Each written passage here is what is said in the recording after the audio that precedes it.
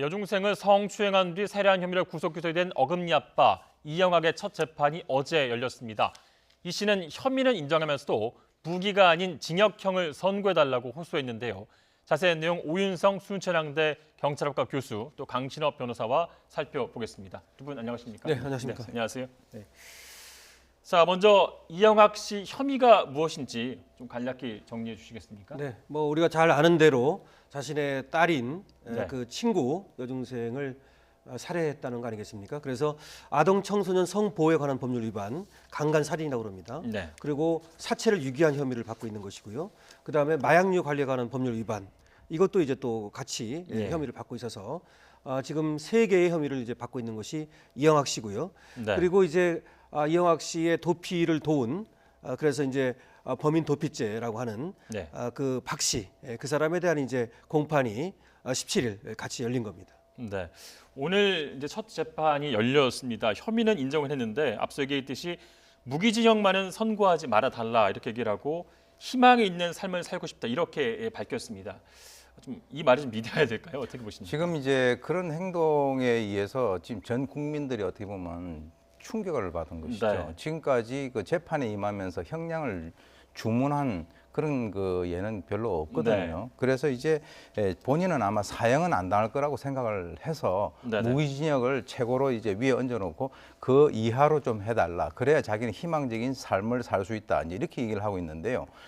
전형적인 사이코패스의 어떤 그 네. 기질을 보이고 있습니다. 왜 그러냐면 이 사이코패스에 있어서의 가장 중요한 것이 공감 능력이 부족하고요. 즉 네. 여러 사람들하고 같이 그 정서적인 것을 교류를 할 수가 없고 자기 중심적이고 또 하나 후회라든가 죄책감이 없다라고 하는 것이죠. 그런데 이제 이 사람이 이렇게 자기를 그 무기징역만은 하지 않아 달라라고 하는 이유 중에 재밌는 것이 자기 아내의 제사를 바깥에서 자기는 지내야 된다라고 얘기를 하고 있거든요. 네네. 그런데 사실 이 사람이 자기 아내가 사망하고 난 뒤에 3일 만에 다른 여자를 구한다라고 하는 그 글을 SNS에 올린 당사자란 말이죠. 네. 그런 여러 가지 것들을 본다면 어떤 의미에서는 또 자기가 이 내리자마자 뭐 인사를 했어요. 네. 언론에 대해서 인사를 했는데 자세히 보시면 언론에 대해서 인사를 한 것이 아니라 카메라를 쳐다보면서 인사를 한 거죠. 네. 그것은 지금까지 12년 동안에 이 카메라라든가 이 언론을 이용을 해서 본인이 원하는 목적 달성을 쭉 해왔기 때문에 거기에 아예 학습화되어 있는 그런 그 여러 가지 면들을 보이고 있다 이렇게 볼 수 있습니다. 네. 변호사님 이렇게 본인이 형량을 좀 감해달라 이렇게 얘기하는 경우가 사실은 흔치는 않은 경우인 거죠. 네, 이건 아주 그 이례적인 경우인데요. 교수님 네. 말씀하신 대로 이거는 사형까지도 얼마든지 가능한 지금 범죄거든요. 네. 그런데 무기징역만은 선고하지 말아달라. 그러면 최고 형량을 지금 무기징역으로 놨다는 거 아닙니까? 네. 그러니까 자기가 자기의 어떤 범죄를 이미 판단하고 있어요. 네. 그리고 어떻게 보면은 지금 교수님 말씀하신 대로 반성하는 기미가 전혀 없이 동정심에 이제 기대서 말이죠. 그리고 이제 심신미약 이런 주장을 하고 있지 않습니까? 네, 네. 그렇게 해가지고 이미 무기징역을 상한으로 놓고 그거보다 낮게 빠져나가겠다 이런 어떤 계산된 행동을 보이는 것이죠. 네. 어제 보면 나오면서 그러잖아도 그 종이 여러 번 접은 이런 종이에다가 적어가지고 나왔어요. 근데 거기에 이제 뭐라고 적혀 있냐면 눈을 감고 편안하게 이렇게 적혀 있어요. 그래서 자기가 할 말을 미리 계획해가지고 정확히 적어가지고 이제 왔다는 것이죠. 네. 그래서 거기서 이제 무기징역은 선고하지 말아달라든지 또는 뭐 아내의 제사를 지내고 싶다든지 등등의 이제 얘기를 한 겁니다.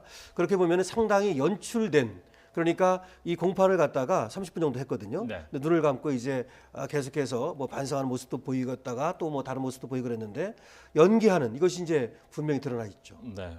고도의 계산된 발언이라는 그렇죠. 부분의 이제 말씀인데 또 논란이 되고 있는 것이 딸을 증인으로 요청하겠다 이런 발언을 하자 이 씨가 격하게 반응하면서 오해를 했습니다.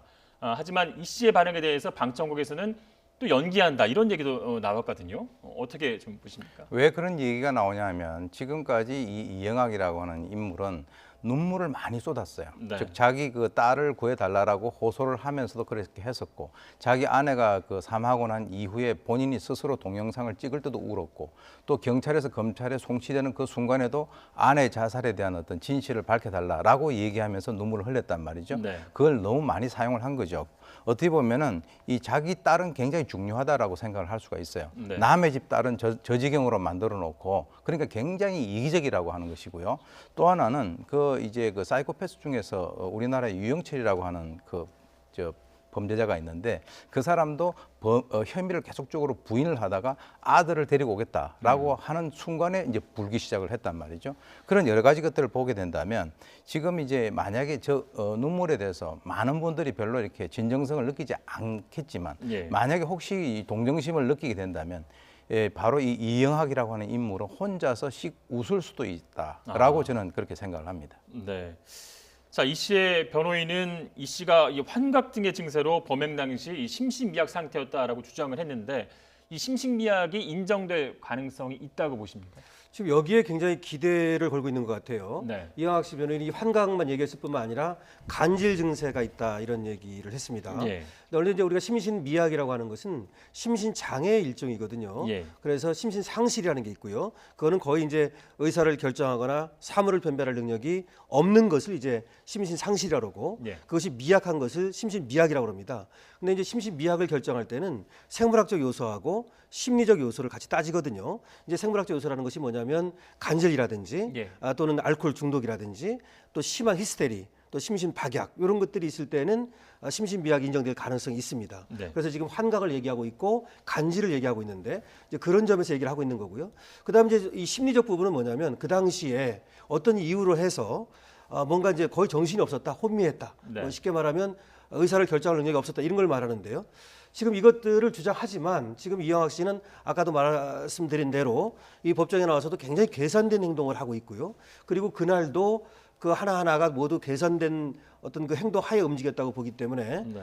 사실 그 심신미약은 주장은 하고 있지만 그것이 인정될지는 뭐 그렇게 가능성이 높아 보이진 않습니다. 네. 심신미약이 인정이 되면 형량이 줄어들게 되지 않습니까? 네, 그거는 이제 네네. 네, 그 10조 2항에 보면 형법에 심신미약이 인정이 되면 법률상 감경을 합니다. 네. 교수님도 같은 의견이십니까? 네, 지금 이제 물론 뭐 재판부의 결정을 우리가 지켜봐야 되겠습니다만 지금 방금 이제 말씀하신 대로 지금 그 이 여러 가지 어떤 과정이 CCTV에 다 찍혀 있거든요. 네. 그리고 본인이 스스로 그러고 난 이후에 본인 스스로 또 동영상을 찍어서 언론기관에 배포를 하고 하는 여러 가지 것들을 보게 된다면 그럼 심신미약이라든가 이런 상태에 있는 사람이 어떻게 그런 행위를 할 수 있겠느냐라고 하는 그런 측면에서 본다면 본인이 절대 하지 말아야 될 그럴 어떤 그 결론과 가까이 될 수 있는 그럴 가능성이 상당히 높아 보입니다. 네. 재판 결과를 예상한다는 게 쉽지는 않지만요. 이영학은 이제 무기징역은 막아달라 이런 얘기를 했는데 어떻게 좀 재판이 결론이 날 것으로 예상을 하십니까? 그래서 이제 공판이 시작이 됐으니까요. 앞으로 이제 여러 번 또 걸쳐서 해야 될 텐데요. 어쨌든 법정에서도 재판부에서도 얘기하기를 사실관계를 면밀히 따져서 재판을 해나가겠다 이런 얘기를 했는데 뭐 사실관계는 상당히 나와 있습니다. 예. 본인도 살해한 사실을 인정하는 거니까요. 문제는 뭐냐면 살해의 동기와 그리고 경의, 방법, 즉 왜 살인을 했느냐. 자기들이 주장하는 것처럼 심신미약 상태에서 우발적으로 했는지 네. 아니면 이것이 성도착증에 의한 계획적인 살인인지 이런 것들을 따지는 것이 재판의 핵심이 될 것이고 그에 따라서 형량이 달라지게 될 겁니다. 네. 교수님 이제 드러난 이 사실들을 봤을 때뭐 예상이 좀 가능하신가요? 네, 이제 아까 제가 말씀드렸습니다만은 이제 본인은 뭐 옆에서 누가 조언을 했는지는 모르겠으나 자기가 이제 최대한대로 받을 수 있는 것이 무기징역이라고 본인이 생각을 하기 때문에 네. 그것만은 피해달라고 얘기를 하고 있죠. 그런데 이제 과연 그 재판부에서 그런 방금 말씀하신 대로 이것이 우발적이냐 심신미약이냐라고 하는 것을 만약에 인정을 하게 된다면 그것만은 피할 수는 있겠지만 네. 그렇지 않고 이것은 대단히 치밀하게 계획된 굉장히 질이 나쁜 범죄다라고 판단을 하게 된다면 이 본인이 원하는 대로 가지 않을 가능성이 상당히 높아 보입니다. 네. 이영학의 재판 결과를 좀 추론을 해봤고요. 이번에는 BBQ 갑질 논란을 살펴보겠습니다. 윤홍근 BBQ 회장의 폭언, 협박 논란에 대해서 BBQ 측이 적극적으로 대응을 하고 있습니다. BBQ 사건이 갑질 논란에서 진실 공방으로 치닫고 있는 그런 상황인데요. 어떻게 사건이 시작이 됐고 지금의 상황 어떤지 먼저 좀 살펴보겠습니다. 네, 좀 정리를 해주시겠습니까? 네, BBQ 갑질 논란은 이제 뭐 윤홍근 회장이 이 네. BBQ 가맹점에 가서 거기에서 욕설 협박을 했다. 여기서 이제 출발을 하는 겁니다. 네. 근데 이것이 BBQ 측에서는 그런 일이 없다라고 얘기를 하는 것이고요. 그래서 진흙탕 싸움, 뭐 진실 공방 이렇게 이제 번지고 있고 그리고 이제 BBQ가 약 1,400개의 가맹점이 있습니다. 예, 그러다 예. 보니까 이제 이 가맹점에서는 오히려 본사하고 일개 하나의 가맹점하고 싸우다 보니까 우리 매출액이 줄어들고 피해가 너무 크다. 또 이렇게 얘기를 하고 있고 그래서 이것이 이제 이 BBQ의 가맹점, 즉 네. 본사로부터 협박과 압력을 당했다. 그리고 불공정한 이런 어떤 거래 행위를 당했다라고 주장하는 쪽에서는 이걸 사기로 또 뭐 고소를 한다. 그래서 법정 공방이 벌어지게 된 그런 상황입니다. 네. 이 갑질 논란에서 시작된 이번 사건은 뭐 배송 문제라든가 또 이 사임 육계 문제로까지 번졌습니다. 이 부분도 가맹점주와 BBQ 측의 입장이 지금 상반되는 그런 상황이죠. 네, 그렇습니다. 지금 이제 가장 핵심적인 것이 예고 없이 갔느냐, 네. 그리고 거기 가서 어떤 별다른 문제가 없었었는데 거기서 막말을 했느냐라고 하는 것이 가장 중요한 것이고요. 예. 그 상황에서 이제 어쨌건 간에 그 결과로 이 회장이 기분이 별로 좋지 않았을 것이다라고 우리가 추정하는 것은 굉장히 쉽습니다. 그런데 그 이후에 만약에 이 그 어떤 위생이라든가 안전 문제 또는 여러 가지 어떤 그 규정 준수 문제에 문제가 있다면 그것에 대해서는 시정을 하고 만약에 그것을 하지 않을 때는 폐점을 검토하도록 하라 이렇게 이제 지시가 됐다라고 하는데 그 과정에서 이제 이 가맹점 쪽에서는 뭐라고 얘기를 하고 있냐면 이 본사 육계가 아닌 뭐 이제 사적인 육계를 가지고 왔다라고 하는 것이 이제 사실은 이 가맹점에 대해서 회사에서 얘기를 하고 있는 것이거든요. 네. 왜 그러냐면 지금 이제 이쪽에서는 본사 육계만 사용하도록 돼 있고 그 일반적인 어떤 그 식용유가 아니라 바로 올리브유를 사용을 하도록 돼 있는데 과연 그런 것들이 이제 그 규정을 어겼느냐? 어기지 않았냐라고 하는 그런 문제. 그런데 지금 이 그 BBQ 측에서는 그와 관련돼 가지고는 아주 성실하게 가맹점주에 대해서 대응을 했고 그와 관련된 카톡이라든가 이런 것들은 전부 다 자료로 남아 있다. 네. 이런 것을 가지고 과연 자기들은 이 그 어떤 이러한 그 프랜차이즈 같은 경우는 이미지가 굉장히 중요하기 때문에 지난 5월에 이러한 것이 발생되고 난 이후에 본인들은 그런 것을 고려를 해가지고 지금까지 문제를 크게 이제 그 발생치 않게 했는데 그 가맹주 측에서 그것을 갖다가 나중에 허위로 문제를 해서 지금 현재 문제가 커진 것이다. 그래서 이제 이 양측의 말을 좀 다 들어보고 보도를 했으면 좋지 않겠느냐라고 네. 하는 그런 의견을 제시를 하고 있는 상황입니다. 그래서 이 BBQ 갑질 논란이 이제 법정 공방으로까지 이제 이어지게 됐습니다. 어떤 부분이 쟁점이 될 걸로 보십니까? 예, 지금 이제 말씀하신 것처럼요. 지금 이제 BBQ 측에서는 뭐라고 얘기를 하느냐면은 이 가맹점 시스템이라든지 그 규정 이런 것들을 제대로 준수하고 있는지 네. 그리고 식품위생법 이런 것들을 제대로 좀 지키고 있는지 그래서 나가서 어떤 정당한 어떤 행위를 했다는 것이고 가맹점 입장에서는 어느 날 갑자기 와가지고 갑질 욕설하고 협박했다는 것이고 이런 건데요. 여기에는 물론 이제 사실은 두 가맹점과 본사 간의 이 거래 계약의 어떤 이행을 놓고 의견이 다툼이 있었고 이걸 두고 싸운 겁니다. 그래서 사실은 올 3월부터 이미 이 가맹점에서는 본사한테 계속해서 어떤 요구를 했다고 그래요. 네. 그랬는데 이 본사에서 그것을 안 들어줬다는 얘기인데 이 가맹점에서 얘기하는 게 뭐냐면 유통기한이 임박한 그리고 중량이 원래 규정이 미달되는 네. 그런 생닭을 공급했다 우리한테. 그래서 규정을 지키지 않았다 이런 얘기를 하는 것이고요. 그래서 그것을 시정해달라고 여러 차례 얘기했지만 그것을 듣지 않았다 이런 얘기를 하는 겁니다. 그런데 가맹점 본부에서는 오히려 3월부터 그렇게 전혀 어떤 근거 없는 그런 얘기를 했기 때문에 그런 현장에 나가본 거다 뭐 이런 얘기를 하고 있는 것이고. 네. 그래서 어쨌든 이 양측의 어떤 말이 맞는지는 이번에 이제 가맹점에서 말이죠 이 본사를 어쨌든 검찰에 고발을 했다고 하니까 법정에 나가서 아마 이제 결국 그 진실이 밝혀질 것으로 보입니다. 네.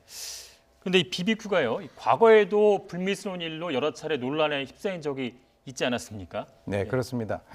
이게 이제 올리브유를 이제 쓰라라고 하면서 이제 통행세 논란이 있었고요. 네. 그리고 이제 가맹점에다가 이제 광고비를 떠넘기는 그런 여러 가지 의혹도 문제가 됐습니다. 그리고 이제 특히 이제 이 BBQ라고 하는 이 회사는 가족 경영으로 상당히 유명한 곳인데 네. 그래서 이제 회장이 장남에게 일감 몰아주기라든가 뭐 이런 것들 그리고 이제 몇 달 전에 치킨 가격을 인상을 하겠다라고 했을 때 그 당시에 이제 정부에서 세무조사 압박이 있었고 네. 여론이 이제 좋지 않아 가지고 그것을 처리한 그런 사실이 있습니다.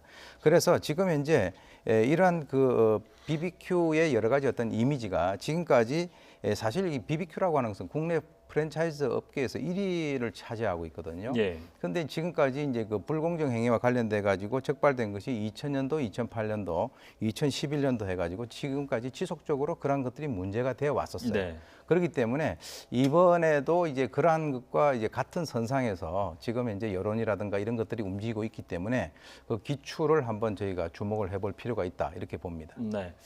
자, 그런데 프랜차이즈 본사와 가맹점 간의 갈등은 비단 이 BBQ에서만 일어난 일은 아닙니다. 또 어떤 사례가 있었고 왜 이렇게 계속해서 갑질 논란 이런 것들이 발생하는지 좀 말씀해 주시죠. 네, 요새 이제 프랜차이즈 계약을 두고 상당히 지금 말이 많고 네. 사실 이제 이 프랜차이즈가 왜 이렇게 우리 일상생활에 밀접하게 관련돼 있냐면요. 종사자 수가 약 100만 정도 됩니다. 그리고 프랜차이즈에서 나오는 매출이 약 100조 정도 된다고 그래요. 네. 그리고 이 프랜차이즈 이 가맹점 수가 약 22만 개 정도 된다고 그러거든요. 그렇기 때문에 우리 생활과 굉장히 밀접한 관계가 있는데요. 가장 큰 그 갑질은 우리 기억에 남아 있는 것이 2013년에 있었던 남양유업 사태입니다.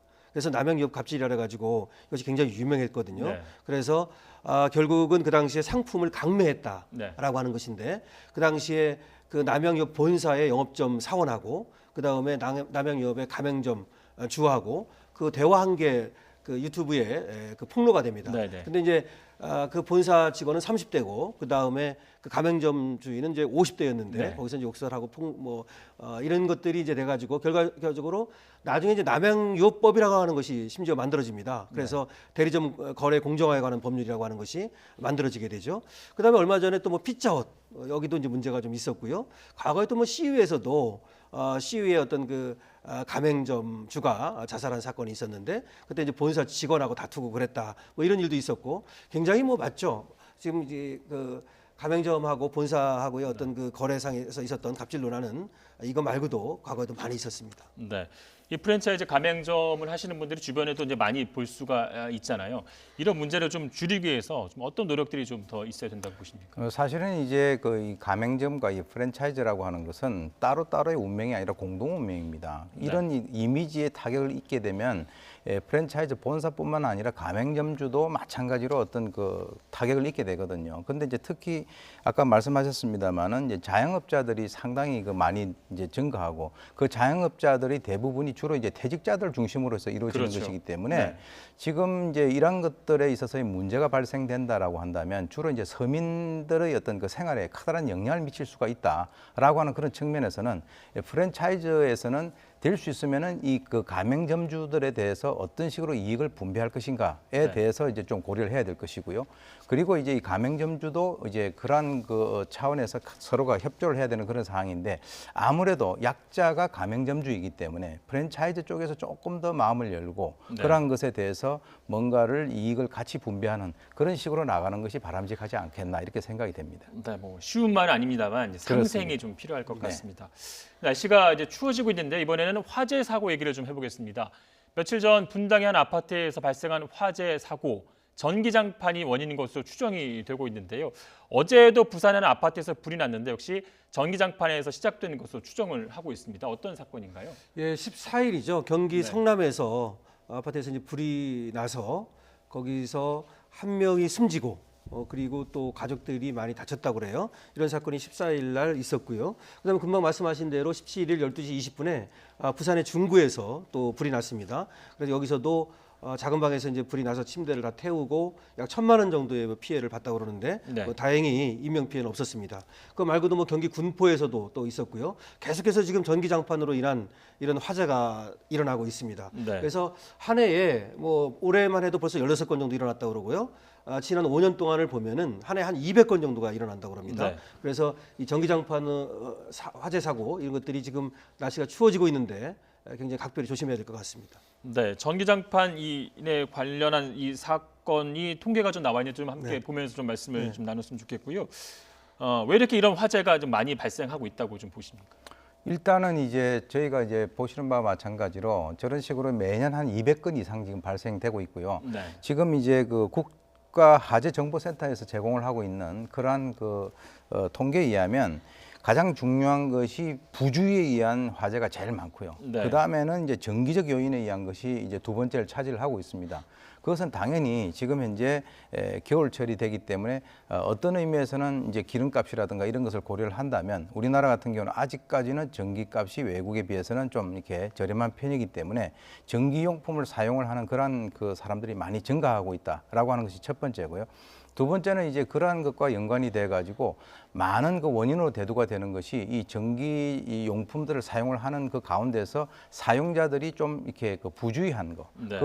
다시 말해서 그것을 그대로 켜놓고 간다든지 또 이제 중요한 것이 지금 이제 스위치를 끈다라고 하더라도 근본적으로 콘센트하고 연결이 돼 있을 때는 그것이 문제가 될 수 있다라고 하는 것이죠. 왜 그러냐면 아까 분당에서 발생된 그 아파트 같은 경우도 이 전기장판에 그 화재 열로 인해 가지고 자기는 껐다라고 하는 거죠. 그런데 그것이 이제 연결돼 가지고 나중에 불이 날 수 있다라고 하는 이런 여러 가지 것들을 보게 된다면 적어도 이제 이번 그 보도를 보시는 분들은 전기장판이라든가 전기용품들에 대해서는 끄는 것뿐만 아니라 완전히 그것을 갖다가 빼주는 것이 네. 아주 그 근본적인 원인을 갖다가 제거하는 것이다. 이제 이렇게 보시면 되겠습니다. 네, 그러니까 제품의 문제냐 아니면 사용법이냐 부주의의 문제냐 그런 이제 두 가지 문제로 요약할 수 있는데 이런 질문을 한번 좀 드려보고 싶습니다. 예를 들어서 전기장판을 켜놓고 외출해서 얼마 지나지 않아서 화재가 발생했다면 이게 누구의 책임인가요? 그것은 이제 그런 그 판례가 나와 있습니다. 네. 예를 들어서 이제 어떤 분이 이 전기장판을 켜둔 채 외출을 했어요. 뭐 시간이나 좀 이런 게 좀 네, 그렇습니다. 그 시간이 굉장히 중요한 것인데 켜둔 채 외출을 해가지고 화재가 발생했거든요. 그런데 그 사람이 그 보험회사에다가 화재보험에 들어있는 상태에서 네. 화재보험금을 탔단 말이죠. 그런 상태에서 바로 그 보험회사가 그 전기 제품을 만든 그 회사에 대해서 구상권을 행사를 했습니다. 그렇게 해가지고 나중에 이제 법원에서는 어떻게 판단을 했냐 그러면 아까 말씀하신 대로 어느 정도 켜는 하는 그 시간이 굉장히 중요한 건데 그것을 켜고 난 뒤에 2시간이 지나지 않아 가지고 그런 식으로 화재가 발생했다라고 하는 것은 그것은 제조사의 일부 책임이 있다. 네. 그리고 이제 그래서 80%를 갖다가 책임을 매기고요. 나머지 20%는 그렇다 하더라도 거기에 라텍스 베개라든가 이런 것을 갖다 놓지 말라라고 하는 주의사항이 분명히 있음에도 불구하고 그렇게 한 것은 사용자의 책임이다. 이렇게 판례가 있기 때문에 지금 이제 그것은 주로 제조사도 이제 그 책임이 있는 것으로 이제 그렇게 드러나고 있습니다. 네, 또 뭐 참고를 할 만한 판례가 좀 있으면 소개해 주시죠. 근데 뭐 지금 말씀하신 것처럼 결국은 과실 책임이라고 하는 것인데요. 네. 제조사의 책임을 얼마나 지우느냐 그리고 본인의 책임을 얼마나 지우냐는 것은 시간도 뭐 중요할 수 있겠고요. 그 다음에 그 불이 붙게 된 경위, 과정, 예를 들어서 전기장판이라고 하는 것만이 아니라 거기 이불을 덮어놨다. 예를 들어서 거기에 또 어떤 그 가연성 있는 이런 물건을 적재해놨다. 뭐 그럼 바로 불이 붙겠죠. 그런 걸 따져가지고 그것은 케이스 바이 케이스로 이렇게 결정을 할 겁니다. 그래서 결국은 이와 같이 전기장판으로 인한 화재를 막기 위해서는 무엇보다도 그 전기장판의 주위에 여기 어떤 가연성 물건을 놓지 말아야 하고요. 그리고 습기 있는 곳에 또 전기장판을 또 보관해서는 안 되고요. 또 안 쓸 때 이런 때에는 좀 둥글게 크게 말아서 보관을 해야 되는데 이걸 네. 접어놓으면 그 접힌 부분에서 스파크가 일어나서 불이 나거든요. 이런 것만 주의하면 될 것 같습니다. 네, 시청자 여러분들 잘 들으셨다면 도움이 좀 됐을 것 같습니다. 자, 지금까지 오윤성 순천향대 경찰학과 교수 강신업 변호사와 함께 또 사건, 사고 얘기 함께 들어봤습니다. 오늘 수고하셨습니다.